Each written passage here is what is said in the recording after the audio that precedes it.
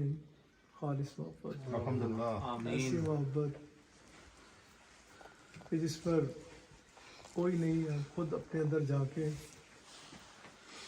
تو ہمیں خود فخر محسوس ہو کہ ہم اپنے آقا علیہ الصلوۃ والسلام کی ایسی محبت میں مبتلا ہیں جو رسول اللہ صلی اللہ علیہ وآلہ وسلم کی کامل اتباع کی طرف لے کے جاتی ہے، کیونکہ آپ صلی اللہ علیہ وآلہ وسلم آپ کا اپنا فرمان مبارک ہے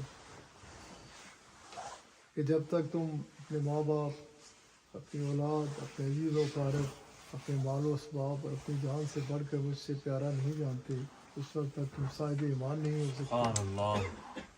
اور ویسے ہی رسول اللہ صلی اللہ علیہ وآلہ وسلم آپ کا فرمان مبارک ہے کہ اس وقت تک بھی تم صاحب ایمان نہیں ہو سکتے جب تک میری کامل اتباع اختیار نہیں کرتے۔ رسول کریم شہنشاہ کل عالم صلی اللہ علیہ وآلہ وسلم آپ کو ہماری اس محبت کی احتیاج نہیں ہے۔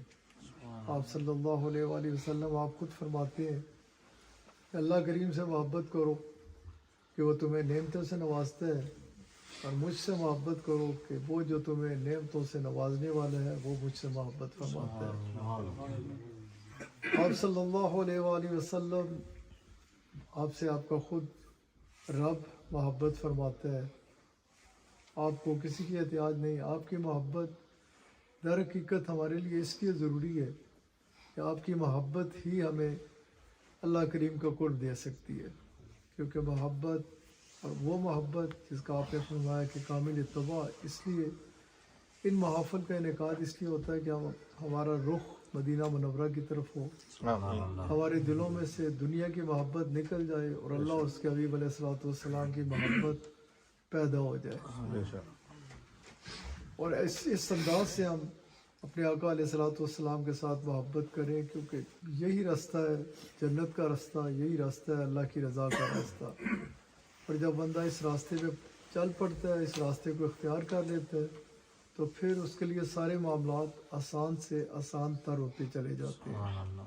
سب سے بڑی چیز جو انسان کو حاصل ہوتی ہے وہ اسے فکر آخرت حاصل ہو جاتی ہے، کہ اس کا دھیان ہر وقت اس طرف رہتا ہے کہ میں نے کل اپنے رب کے حضور پیش ہونا ہے، اور ادھر مجھے اپنے ہر معاملے کا حساب دینا ہوگا۔ تو ان محافل کا اصل مقصد یہ ہوتا ہے کہ ہم دنیا کی محبت کو نکال کر اللہ اور اس کے حبیب علیہ الصلوۃ والسلام کی محبت کو اس انداز سے ڈال لیں کہ ہر وقت توجہ اس طرف ہو، خیال اس طرف ہو، پھر انسان بہت سارے ایسے معاملات سے بچ جاتا ہے جو شیطان کے وار ہوتے ہیں، کہ جو دنیا کی محبت اس انداز سے دل میں ڈالتا ہے کہ ہم آخرت کو بلا بیٹھتے ہیں۔ اس لیے کوشش اس کے بر کی کریں کہ کیونکہ خانقاہ نظام خالصتاً لے کے اس طرف جاتا ہے کہ ہمارا دھیان اس طرف رہے، اس طرف خیال رہے کہ کل ہمیں اپنے رب کے حضور پیش ہونا ہے، ادھر اس انداز سے پیشی ہو کہ اللہ تعالیٰ ہمارے سے راضی ہو جائے اور اس کے حبیب علیہ الصلوۃ والسلام کی ہمیں خوشنودی مل جائے۔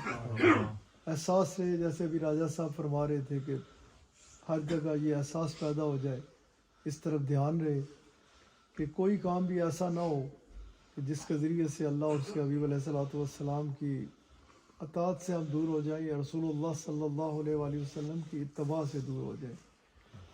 در حقیقت بندہ دنیا میں جس طرف بھی جاتا ہے، جو بھی خیال کرتا ہے، ان دا اینڈ اس کے دل میں ہوتا ہے کہ مجھے سکون مل جائے، اطمینان مل جائے، مجھے وہ ایک سیٹسفیکشن کی تلاش میں ہوتا ہے، اور اطمینان اور سکون قلب اگر ہے تو وہ صرف اور صرف اسی چیز میں ہے کہ زندگی پاکیزہ گزاری جائے، دھیان ہر وقت اللہ اور اس کے حبیب علیہ الصلوۃ والسلام کے خوبصورت احکامات و فرمودات کی طرف ہو۔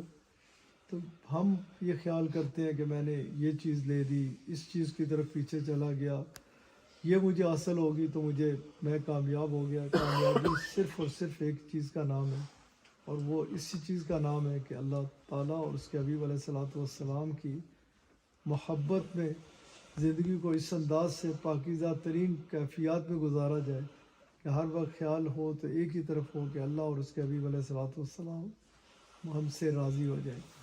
یہی دورے کا مقصد ہوتا ہے, یہی سب کو مل کے بیٹھا کے بات کرنے کا مقصد ہوتا ہے کہ دلوں کا زنگ اترے, دلوں میں اللہ اور اس کے حبیب علیہ الصلوۃ والسلام کی محبت پیدا ہو.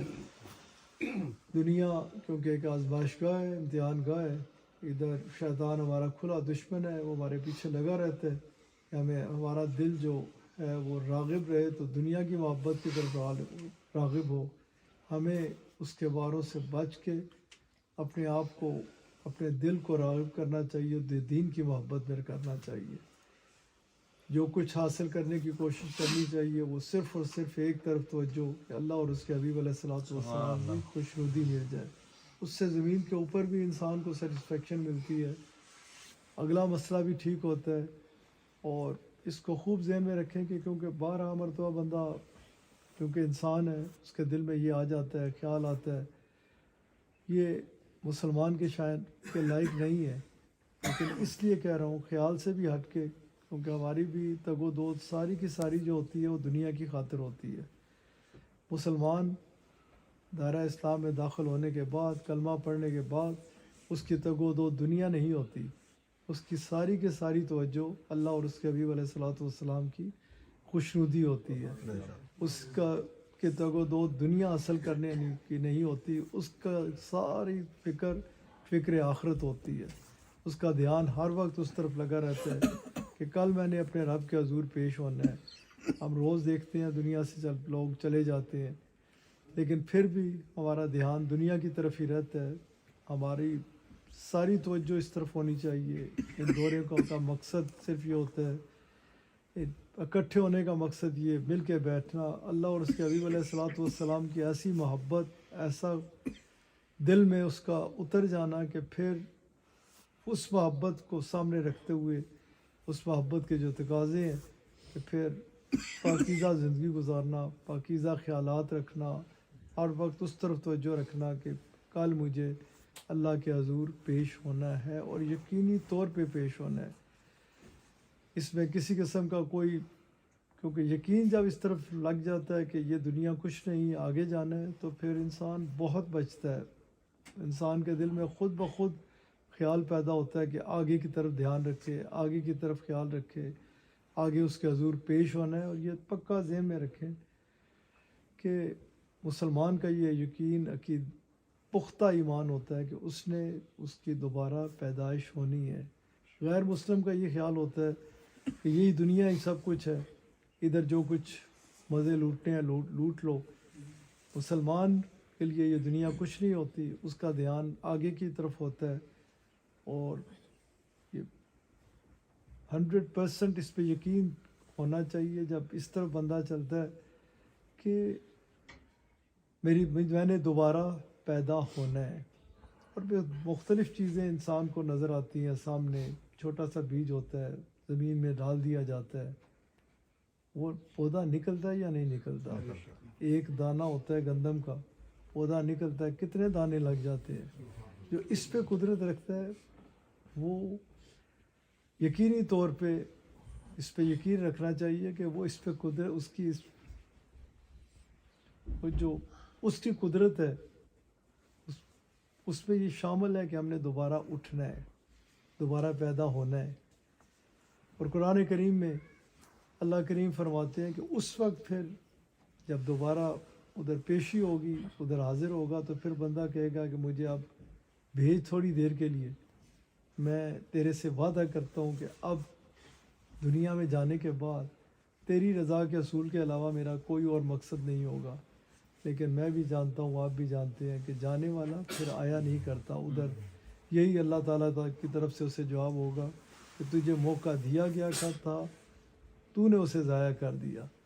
پھر جس چیز کے پیچھے ہم بھاگتے ہیں ادھر اس کی خوشنودی کی خاطر پھر قرآن کریم اللہ میں ہمیں اس انداز سے روشنی ملتی ہے کہ ادھر بندہ کہے گا کہ یہ تھوڑی تھوڑی چیزیں نہیں, دنیا و مافیا کے خزانے بھی اگر مجھے تو عطا کر دے تو میں تیرے حضور پیش کر دوں گا کہ تو مجھ سے راضی ہو جا.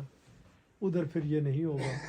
نہ اس سلسلے یہ ایک ہی وقت ہے, یہ بڑا قیمتی وقت ہے جس میں ہم جس وقت کو گزار رہے ہیں اس کی طرف توجہ رکھیں اور دھیان اسی طرح رہے جیسے راجہ صاحب تڑپ رہے تھے کہ کیا اس پہ میری پکڑ تو نہیں ہو جائے گی جس پہ میں نے ان سے بات کی کہ نہیں نیت پہ سارا دار و مدار ہے.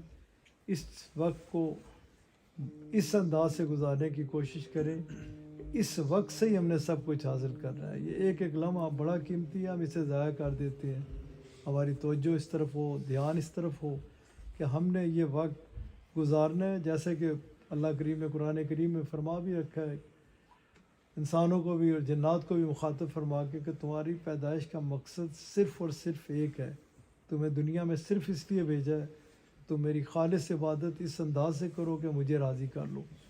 کوشش کریں, بڑا قیمتی وقت ہے, اسے اس انداز سے بسر کریں کہ توجہ آخرت کی طرف ہو, دھیان اللہ کی اور اس کے حبیب علیہ الصلوۃ والسلام کی خوشنودی حاصل کرنے کے لیے ہو. باقی دنیا میں نہ کسی نے رہا, نہ کوئی رہا, نہ کسی نے رہنا ہے. جن چیزوں کی طرف دیکھیں, دو چیزیں آتی ہیں دنیا میں, ایک جسم آتا ہے, ایک روح آتی ہے. ہمیں اور دو چیزیں, ایک ہے جس کے بارے میں اللہ کریم نے فرمایا کہ تمہارا مقصود تمہیں ساتھ دے کے بھیجتا ہوں, اور دوسرا راستہ ہے جو اس کی رضا کی حاصل کرنے کے لیے کرنے کا راستہ ہے. ہماری پیدائش کا مقصد ہم سب کہتے ہیں کہ رب ہمارا اللہ ہے, اس میں کسی کو کچھ سمجھانے کی ضرورت نہیں ہے. لیکن اللہ کریم نے خود فرمایا ہے کہ جس نے یہ کہا نا کہ رب میرا اللہ ہے اور اس پہ جم گیا, اس پہ مضبوطی کے ساتھ قائم ہو گیا کہ میرا رب وہی ہے, وہی پالنے والا ہے, پھر وہ راستے کھولتا ہے. یقینی طور پہ انسان کا کوشش کرتا ہے, آپ کو مختلف جگہ پہ نظر آتا ہوگا کہ انسان اتنی کوشش کرتا ہے پھر بھی ہینڈ ٹو ماؤتھ رہتا ہے. پھر وہ جسے چاہتا ہے نوازنا چاہتا ہے, وہ خود فرماتا ہے کہ جب میں دینے پہ آتا ہوں تو بے حساب دیتا ہوں. وہ یقین پہ ہی سارا معاملہ ہے. کلمہ شریف کے بعد, کلمہ پڑھنے کے بعد جو سب سے بڑی چیز ہمیں حاصل ہونی چاہیے وہ ہے عقیدہ. اور عقیدہ کیا ہے کہ یہ دنیا کچھ نہیں ہے, آخرت ہی سب کچھ ہے. عقیدہ کیا ہے کہ مجھے اس کے حضور پیش ہونا ہے, اور یقین رکھیے 1 to 1 ہوگی. میرے ساتھ بھی وہ اکیلا ہوگا. جب ادھر وہ ہماری شارع کے قریب ہے تو ادھر تو کوئی اس طرف دھیان رکھیں, اس طرف کہ جب اس وقت 1 to 1 اس کے حضور ہوں تو ادھر شرمساری نہ ہو. جب اس کے حضور پیش ہوں تو اس کی رضا حاصل کر کے اس انداز سے گیا ہو جیسے اس نے قرآن کریم میں فرمایا کہ آ میرے پاس اس حال میں کہ تو مجھ سے خوش, میں تجھ سے خوش, میں تجھ سے خوش اور تو مجھ سے خوش. یہ ایک پلک جھپکنے والا وقت ہے دنیا میں. اصل وہی ہے کہ ادھر وہ کہہ دے کہ میں تیرے سے راضی ہوں, تو نے مجھے راضی کر لیا, میں تجھ سے راضی ہو گیا.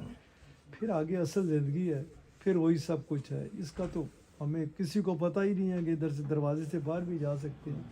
اس کے پیچھے ہم بری طرح سے اس کی فکر بے تحاشا ہوتی ہے کہ رات ہوگی کیا ہوگا, اگلے دن ہوگا کیا ہوگا.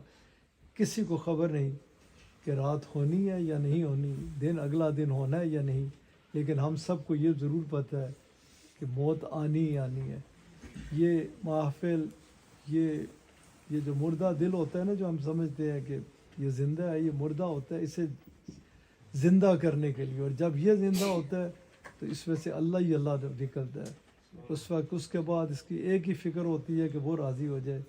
اللہ تعالیٰ اپنے کرم اور اپنے فضل اور اپنے حبیب علیہ الصلوۃ والسلام کے صدقے سے, ایک تو جو ہمارے خالق نے ہمیں بتایا ہے کہ تمہاری پیدائش کا مقصد صرف اور صرف ایک ہے کہ تم مجھے راضی کر لو, اس کی طرف دھیان رہے. اور دوسرا موت کو ہر وقت یاد رکھے. جب یاد رہے گا تو پھر فکر ہوگی, پھر ہر وقت نہ ہم کبھی کسی کو تکلیف دیں گے, نہ کسی کا سکون تباہ کریں گے, نہ کسی کی غیبت کریں گے, نہ کسی کو پریشان کریں گے, نہ کسی کا برا چاہیں گے.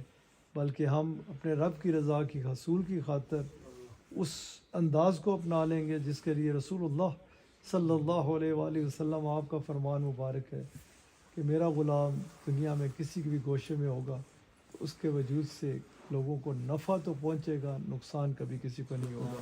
اللہ